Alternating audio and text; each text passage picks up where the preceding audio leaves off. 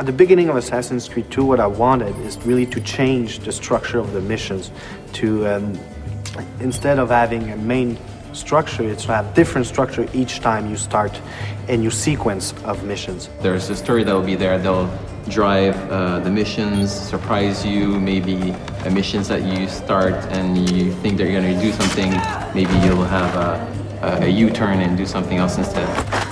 Hey, I remember you. You never know really what's going to happen next in Assassin's Creed 2. There's a little bit for everybody. We're really trying to make sure that the game appeals to as many people as possible.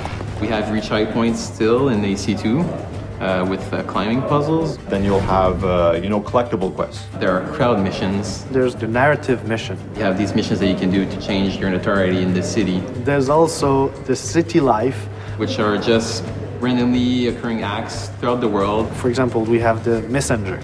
The messenger who sees Ezio, sees the player, will run away. So it's up to the player to say, am I chasing him to get the letter he's carrying or not? We have one guy that we call the pickpocketeer. So basically that guy will be able to steal the money from the assassin and start running. So what do? You continue your mission, or you go back to that guy to be able to get the money. Throughout the world, you're going to find exciting, memorable historical landmarks that also have interiors that you get to play through with lots of acrobatics and running and jumping. And these interiors lead to tombs that have been hidden for hundreds of years that only the assassins can find. You find these caves, you find old rundown castles, you can find a church. And you'll be, doing free running around the church to eventually find a hidden treasure. The player's going to be inside the Duomo, and, that interior is one of the biggest interiors in Italy. And, jumping and climbing through all of it is really going to give you a sense of the awesomeness of this building and your incredible freedom.